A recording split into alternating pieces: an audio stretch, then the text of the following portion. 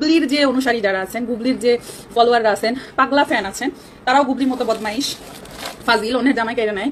সেই সাথে হচ্ছে মানে লুচ্ছি বা লুচ্চা গুবলির ফলোয়ার যারা, তারা হচ্ছে 12 ভাতারি। কারণ হচ্ছে এখন আপনাকে মন চায় ঝুলাইয়া কতক্ষণ ইচ্ছা মতো পেটানো, কেননা আপনি কত বড় চাপাবাজ, কত বড় পোল্ট্রিবাজ তোর মতো মহিলাকে দেখলে বোঝা যায়।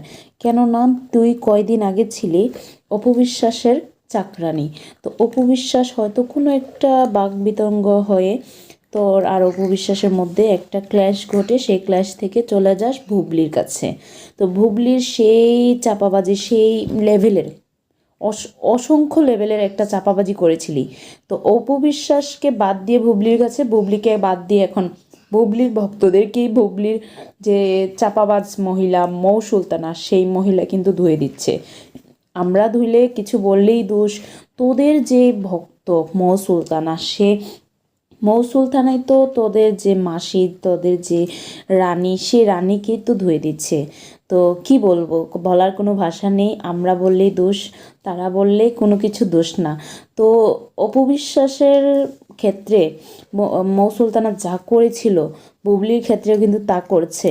তো আপনাদের কাছে কেমন লাগছে মৌ সুলতানার এই পোল্ট্রিবাজগিরি কথাগুলো? আমার কাছে তো মনে হচ্ছে যে ওকে ধরে ইচ্ছা মতে পিটানো। কেননা এই মহিলাটা যাকে পাচ্ছে তাকে, যে বড় বড় সেলিব্রিটি তাকে পেছনে ঢুকছে। বেয়াদব একটা মহিলা, অসভ্য।